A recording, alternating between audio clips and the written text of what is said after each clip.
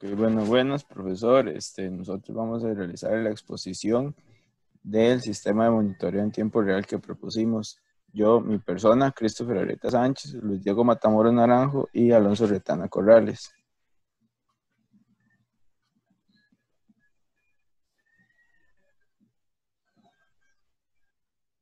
Entonces, el modelo que presentamos es para la predicción de fallas en sistemas fotovoltaicos por medio de algoritmos de predicción basados en el monitoreo de variables. Entonces, el planteamiento del problema lo hicimos relacionado con este gráfico, porque acá se presenta el, el perfil de generación de potencia de paneles solares. En este caso viene representado por la línea verde, la curva verde representa cuando el panel solar está operando sin fallas, y mientras que las otras líneas representan distintas fallas. Entonces, en el paper en el que encontramos este gráfico venían los datos de cuánto es el impacto negativo que se genera por cada falla de acuerdo con la generación. Entonces tenemos que para el circuito abierto el impacto negativo ronda el 45%, para un cortocircuito ronda el 39%, sombreado, para el sombreado sí, ronda el 29%, cuando la degradación de los componentes ronda el 25%, y cuando se tiene asociado polvo, entonces el impacto ronda el 15%. Entonces, bueno, pues nosotros vimos una oportunidad de realizar este sistema de monitoreo acá porque el impacto de las fallas en la generación, pues es perjudicial para el consumidor y en general para la empresa que tenga la granja solar. ¿Por qué? Porque, bueno, pues le resta confiabilidad al sistema en el caso de que sea un sistema muy grande. Y mientras tanto, si es un sistema un poco más pequeño, lo que hace es que significa, o sea, estas fallas significan una dependencia externa, o sea, una dependencia de la red eléctrica convencional, que se traduce pues, en más costos. Entonces ese fue el problema que nosotros vimos. Situación actual, situación deseada. En este momento, la situación actual del planeta está un poco comprometida por el calentamiento global, entonces se tiende hacia una nueva matriz de energías renovables y por esto entran lo que es las granjas solares. Ahora, el funcionamiento de los paneles son strings que se ponen en serie o en paralelo por módulos conformados de silicio y entre ellos presentan algunos problemas cuando las granjas solares son muy grandes, ya que entre más grande es la granja solar, existe menos confiabilidad. Entre algunos de los principales inconvenientes son los circuitos abiertos, que es producto de que en los string los cables no hacen el contacto deseado. El cortocircuito cuando se haga la fricción entre las capas externas del cable.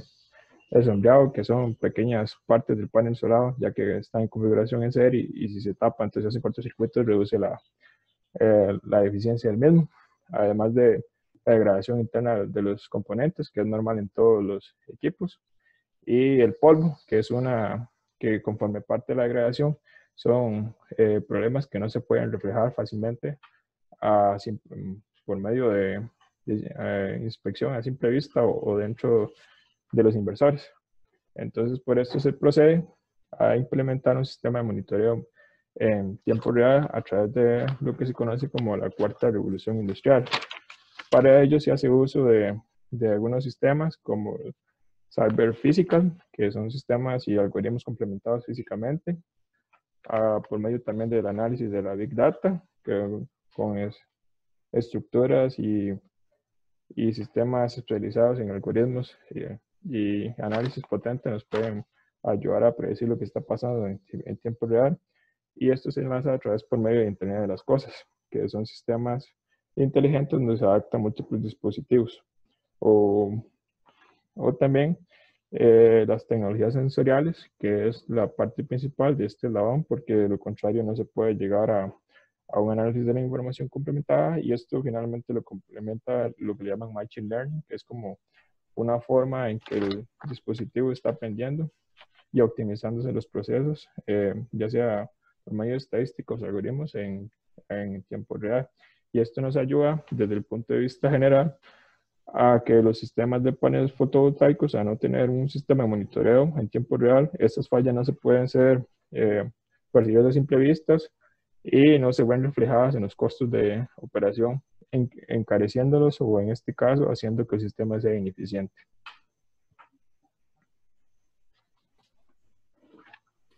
Ahora vamos entonces con lo que sería la propuesta de diseño e implementación. En una primera etapa, nosotros lo que queremos hacer es, o en esta etapa del proyecto, es mostrar un paso a paso de cómo queremos implementar esto y cómo se puede construir un sistema que realmente capte los datos y nos ayude a detectar fallas incipientes en paneles. Entonces, la primera parte comienza desde lo más básico, que serían los sensores. Nosotros necesitamos generar los datos para eventualmente monitorear las variables. Para este efecto, nosotros consideramos únicamente el análisis de dos variables, que serían la corriente y el voltaje. Entonces, en pantalla tenemos los dos sensores que seleccionamos, que son sensores marca LEM de alta precisión, modelos LV25P y H525P. Ya están previamente seleccionados para los rangos de tensión y corriente de los strings que planteamos en el caso de estudio, y los costos se verán reflejados más adelante. Entonces, esta parte es muy importante porque necesitamos tener uno de cada uno de estos sensores para cada string del sistema. Una vez que ya tenemos los datos generándose automáticamente, constantemente por los sensores, es tiempo de recolectarlos. Para esto se hace uso de un Raspberry Pi modelo B. Entonces, este dispositivo que tenemos nosotros acá en pantalla está pensado, es básicamente una computadora que está diseñado para que analice las señales de voltaje y corriente y las almacene. Debido a que es una tarjeta programable, se puede configurar de manera que guarde los archivos en el formato que nosotros deseemos y en el formato que sea más conveniente, y constantemente los esté enviando a algún lugar. La segunda parte de este diseño, de la parte del Raspberry Pi, incluye la transmisión de los datos, no solo la recolección. Este dispositivo que seleccionamos nosotros posee un módulo de transmisión Wi-Fi integrado. Entonces no se requiere hacer inversiones extra en algún método de transmisión, sino que nada más se programa el dispositivo para que se enlace a la red Wi-Fi de la empresa o del lugar donde se vaya a instalar, y él automáticamente se puede enlazar a algún tipo de nube o a algún destino donde se quiera enviar los datos. Una vez que tenemos diseñada la parte de la transmisión de los datos, tenemos que decidir a dónde se van a almacenar estos datos, a dónde van a llegar. Entonces, nosotros, pensando en la viabilidad del proyecto, tratamos de buscar herramientas que fueran gratuitas o de bajo costo. Entonces, lo primero que se implementa es un Git. Un Git es un sistema de control de versiones que permite tener un documento o datos en la web y que varias personas o entidades las puedan consultar. Entonces, específicamente escogimos GitHub, que es una base de datos de origen estadounidense, base open source, entonces no tiene ningún costo adicional y sin límite de almacenamiento. Entonces GitHub es un lugar donde realmente se pueden encontrar todo tipo de datos, pero uno puede tener su cuenta personal donde sube los datos. Entonces nosotros estamos planteando que el sistema de monitoreo a través del Raspberry Pi y de su módulo de transmisión se programe para que envíe por medio de las librerías de Git a el GitHub, que sería la base de datos. Ahora tenemos que plantear también cómo se van a analizar esos datos que se tengan en la nube. Entonces, a pesar de que existen múltiples herramientas, nosotros encontramos que el lenguaje de programación R cabía acorde a las necesidades de nuestro proyecto. R es un lenguaje de programación que ya tiene varios años de operar, que está destinado al análisis de datos y al data science, y el R se programa dentro de una aplicación que se llama RStudio. También son programas open source, entonces de nuevo no implicarían mayores costos en la implementación del proyecto. RStudio tiene capacidades de procesamiento muy altas y tiene múltiples librerías gratis en Internet para todo tipo de aplicaciones. Entonces, eventualmente, por medio de RStudio se podría ampliar el sistema. Ya tenemos definida cómo, por medio de qué plataforma, pero necesitamos que los datos puedan ser visualizables por cualquier persona en cualquier momento. Entonces, pensando en que el programa y todo nuestro diseño sea rentable para la empresa, nosotros planteamos el uso de aplicaciones de monitoreo. Entonces, Shiny Apps es una aplicación, realmente es una librería que se encuentra dentro de RStudio, que uno puede descargar para programar una aplicación web. Entonces, ¿qué nos permite esto? nosotros descargamos RStudio, corremos los algoritmos para hacer el análisis de datos, programamos R para que consulte el Git en GitHub y seleccione los datos, y de una vez programamos lo que sería la interfaz gráfica. Shiny nos permite hacer interfaces dinámicas de manera que el cliente desde cualquier dispositivo pueda hacer modificaciones o solicitar datos. Entonces el Shiny App que se diseña en RStudio se sube al servidor shinyapp.io, que posee licencias desde los 0 hasta los $400. Entonces, de igual manera, el Shiny by RStudio no tiene costo adicional, pero el servidor de Shiny App se paga mensual o anualmente, pero tiene costos muy bajos, entonces igual nos ayuda a la viabilidad económica del proyecto. Ahora, en la parte que el compañero Alonso mencionó, el procesamiento de los datos, ahí entra en juego una gran área de la industria 4.0, que es el manejo de la Big Data, que pues es un gran desafío porque los datos que son generados por los sensores, pues son muy grandes, es mucho el volumen de los datos, y entonces se necesitan programas o se necesitan sistemas que sean capaces de generar el procesamiento en tiempo real de esos datos. Entonces aquí nosotros, mediante una búsqueda de diversas técnicas de procesamiento de datos, encontramos un algoritmo que se llama el algoritmo de Naïf-Bayes. Entonces, el algoritmo de Naïf-Bayes es básicamente un algoritmo de predicción que basa, digamos, sus predicciones en datos anteriormente, en datos que se obtuvieron anteriormente de los sensores. Sin embargo, como para de primera entrada, sí necesita como datos de entrenamiento. Entonces, una vez que se hace el entrenamiento del algoritmo por primera vez, ya el algoritmo sigue entrenándose por sí mismo. Entonces, esto es más o menos lo que nosotros estábamos buscando con el sistema de monitoreo en tiempo real, que fuera algo autosuficiente, que se encargara de hacer la actualización constantemente por medio de los datos. Entonces, y además de eso, nosotros, vamos a usar ese algoritmo, lo vamos a programar, como dijo el compañero Alonso, en R, y nos encontramos un ejemplo de aplicación que a continuación el compañero Luis Diego les va a presentar. Sí, el ejemplo con algoritmo se puede apreciar en la columna derecha, que al inicio el algoritmo lo que hace es importar algunas librerías que se tienen en el lenguaje de programación. Entonces, a estas librerías, entonces se pueden aumentar la precisión, el análisis e incluso la forma de mostrar los datos. Una vez importadas las librerías, se procede a definir las funciones, que es el inicio del encabezado. Ahí y abrimos el documento con la columna donde dice Open. Una vez leídas el documento, se hace el análisis, que es dentro de la función for f, y los análisis se hacen en los strings. Posteriormente a los análisis de los strings, se procede a aplicar los paquetes que se tienen anteriormente de las librerías, y una vez verificadas estos paquetes y hechas las pruebas, se procede a imprimir los valores, que son los últimos valores que se aprecian al final de la columna, y posteriormente se proceden a plotearlos. Dentro del ejemplo de la aplicación del algoritmo, vamos a apreciar en la imagen de la derecha, o en la columna derecha, que este algoritmo implementado en el sistema de programación consigue las librerías. Una vez descargadas las librerías, el algoritmo se hace el análisis de la información que entra por medio de los sensores de tensión y corriente. Dentro se hace el análisis y posteriormente, aplicando la librería, se imprimen los valores. Ahora bien, estos valores son la columna que tenemos a la izquierda, que es donde el software hace el análisis por medio de un registro histórico y un registro real.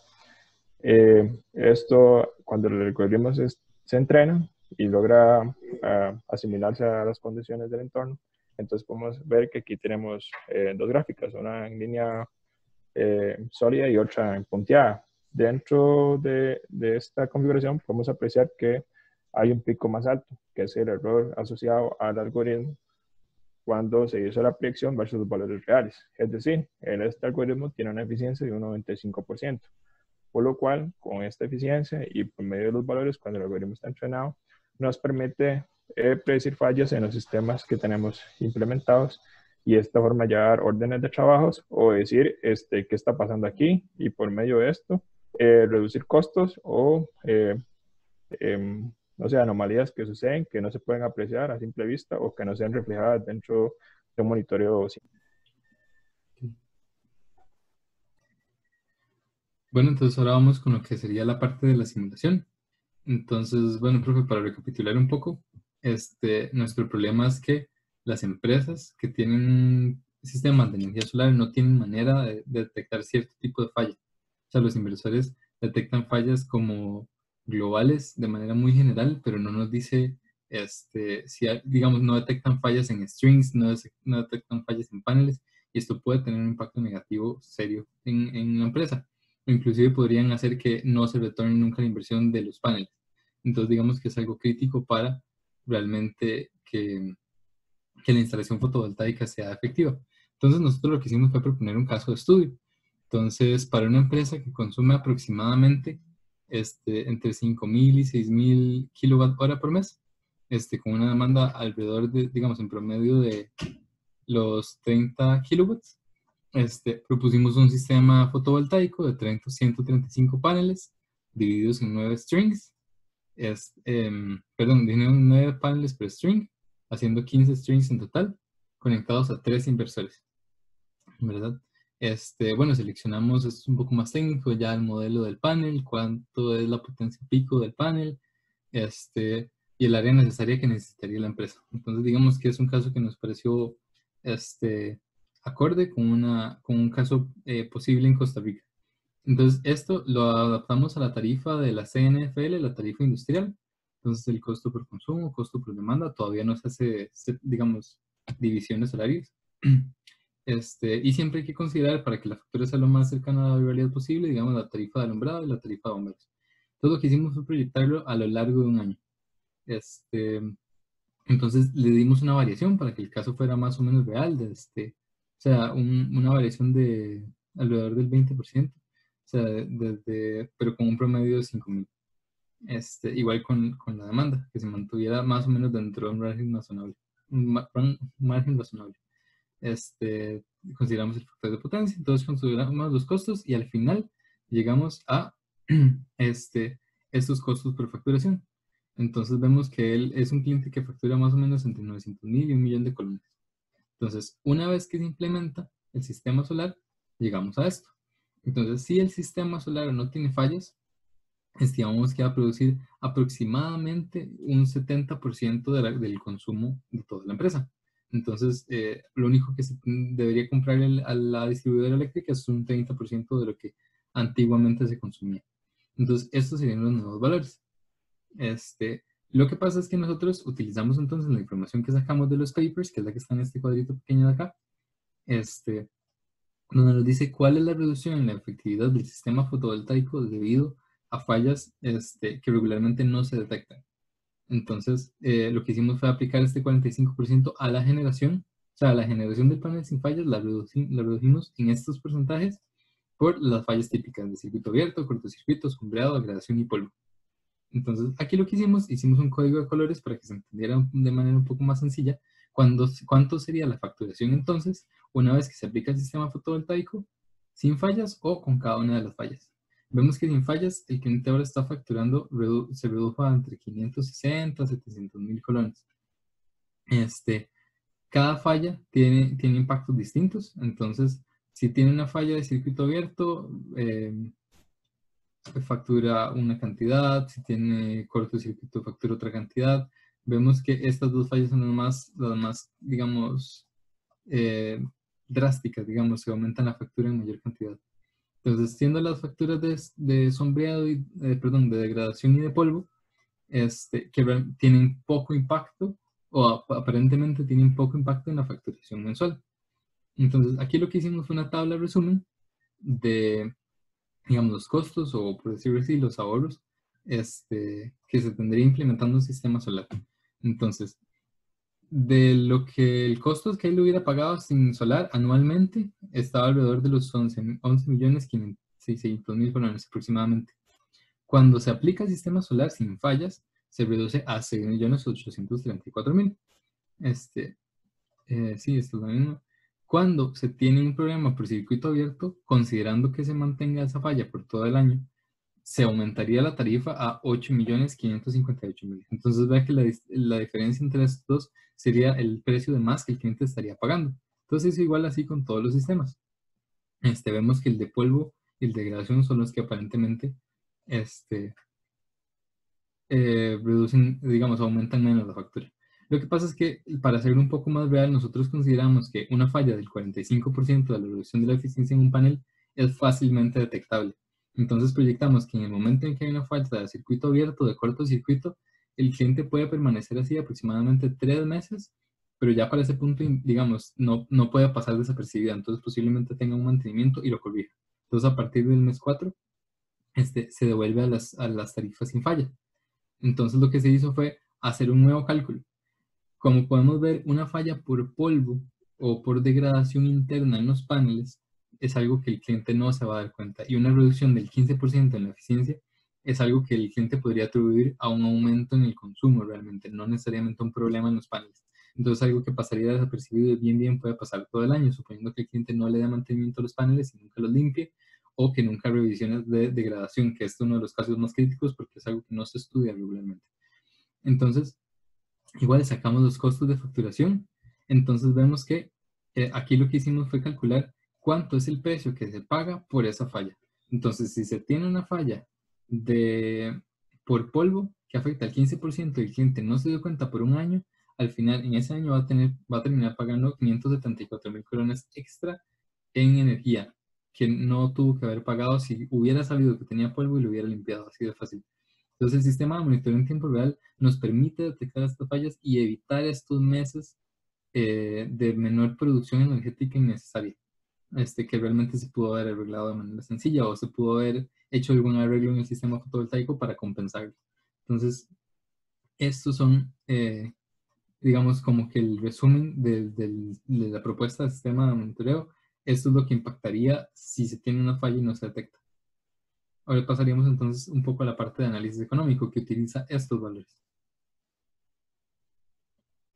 Bueno, como formando parte de la simulación, en esto se contemplan los costos de la puesta en marcha. En esta parte se puede apreciar el sensor de corriente y el sensor de tensión, como se aprecia en la parte teórica. En este caso, como contamos con 135 módulos, entonces he decidido dividirlos y hacer streams de 15. Para este caso, entonces se aplicaron 15 sensores de tensión, 15 de corriente y 15 tarjetas PCB. Estos varían de acuerdo al precio de compra. Entre más sale más cómodo. Entonces, los precios para este stock son de 51 para el de tensión y 16 el de corriente, para un costo total de 765, 240 y $1,005. Destacar que son dólares de los costos principales. Ahora, las tarjetas Raspberry son 35 por unidad y solo ocupamos 3, entonces son 105. La licencia del software de la aplicación en línea se considera una licencia básica por un año, que son $100. Y el cable para enlazar los sensores y el sistema en general se consideró un calibre 18, 200 metros en total, para un total de $74. Y posteriormente a esto, la mano de obra de un 50% para $1,144, con un total de 3.433, como un costo implementado hacia el monitoreo. Posteriormente, Chris nos va a explicar. Okay. No, ahora continuando con la parte, digamos, de la viabilidad económica, digamos, de lo que sería el análisis financiero. Nosotros utilizamos este costo estimado de $3.400, bueno, lo vendíamos a $3.500. Hicimos la conversión a colones y la consideramos como la inversión inicial que se tenía que hacer para el proyecto. Entonces, aquí lo que hicimos fue un análisis a 5 años plazo, considerando que en el primer año el sistema fotovoltaico no falle. Recordemos que este sistema va a encontrar su viabilidad, o digamos, nosotros podemos hacer la simulación de la viabilidad suponiendo fallas, suponiendo que va a haber fallas y se van a reducir, se van a prevenir pérdidas. Entonces, estamos suponiendo que en el primer año, como el sistema fotovoltaico está nuevo, no hay no hay fallas, entonces no estaríamos evitando ninguna falla, entonces no hay flujo neto efectivo, entonces el BAN sería, bueno, el valor actual del flujo neto efectivo sería 0. Para el año 2, estamos considerando que ya, recordemos que el 1 se considera el final del año 1, 2 sería el final del año 2, estamos considerando que en este punto pudo haber una falla por sombreado, o sea que a alguien se le ocurriera pasar un cable por el techo que tapó una sección de los paneles, entonces recordemos que esto pone los paneles en cortocircuito, y este dato lo sacamos de la simulación que hicimos previamente.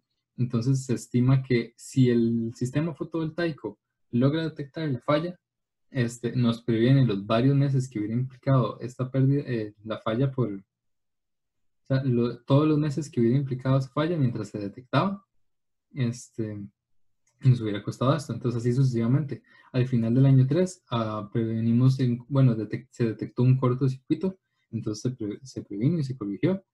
Y al final del año 4 se detectó degradación en una sección de en unos strings del panel, y en el final del año 5 igual se detectó degradación. Entonces, nosotros este modelo lo hicimos considerando un trema variable. O sea, lo pensamos de manera que utilizamos valores comunes de trema, pero lo pensamos de manera que el sistema se pueda ir adaptando dependiendo de cuál sea, digamos, el porcentaje de exigencia cambia. Y como usamos temas variables, entonces consideramos cada uno de los valores actuales por separado, y al final hicimos la suma de los valores actuales y lo comparamos contra la inversión inicial y calculamos el BAN y el TIR en porcentaje, que estaba del 15%. Entonces podemos observar que tenemos un BAN positivo, lo que nos justificaría la compra del proyecto. Recordemos que esto está sujeto siempre al cambio de que las fallas que puedan ocurrir. O sea, si por suerte un sistema no tuvo fallas, entonces podríamos decir que nunca la inversión no se justificó. Pero recordemos que aquí estamos trabajando con Industria 4.0 y lo que intentamos es conocer realmente nuestros sistemas, tener a la mano las herramientas y prevenir este tipo de situaciones y predecir fallas y, si por ciento, digamos, optimizar el uso de la energía. Profe, y ahí a modo de conclusión, tal vez, a mí me queda muy claro, digamos, el hecho de que las granjas solares o las empresas que tienen los sistemas fotovoltaicos, pues, sorry, ahí me confundí. Ok, profe, y entonces a modo de conclusión, a mí me queda muy claro, digamos, tal vez en este caso práctico que nosotros propusimos, por las características que tiene, tal vez usted puede decir, ok, mira, casi no representa un monto de dinero muy, muy grande que justifique o así, pero, profe, a mí, digamos, meramente por las características que tiene el caso que planteamos, pues se dan esos datos. Si aumentáramos la potencia que pudiera generar el sistema, o si cambiamos el caso de estudio y lo ponemos en una granja solar de 300, 400 megas, entonces ya pues el sistema pues se va a justificar aún más su implementación. Entonces esa era como la conclusión a la que quería llegar yo. Profe, y también me queda también muy claro el hecho de que sin las tecnologías de vanguardia que trajo consigo la cuarta revolución industrial, pues esto no sería posible, porque pues el algoritmo que nosotros utilizamos, el que planteamos, pues utiliza técnicas propias del machine learning, que utilizan pues que aprenden por sí mismas. Estamos utilizando todo el Internet de las cosas para conectar realmente los sensores que propusimos con la nube. Y entonces, para mí, digamos, el uso de las tecnologías de la información que tenemos actualmente, pues nos hace muy posible la implementación de estos sistemas, y más que están al alcance de cualquiera. Entonces es nada más ponerse a investigar y buscar nichos en los que uno pueda realizar investigación y buscar problemas que puedan tener una solución, que se les dé una solución, y que, digamos, se nos va a facilitar darles solución mediante el uso de este tipo de tecnologías. Bueno, tal vez para acotar ahí un poco más a lo que dijo Chris, también, digamos, de este proyecto, yo creo que a nosotros lo que nos queda más claro es que las herramientas están, o sea, porque, digamos, los servidores tienen un costo súper bajo, digamos, vea que la licencia de Shiny App vale $100, el RStudio es gratis, la librería de Shiny es gratis, el GitHub es gratis, el Raspberry realmente cuesta $35, que es básicamente nada, digamos. Entonces, realmente, digamos, aprender sobre esto y aplicar un sistema que utilice la industria 4.0, que utilice Machine Learning, no es realmente tan difícil. O sea, lleva una parte de capacitación, pero realmente las herramientas están accesibles. Entonces, es nada más de implementar.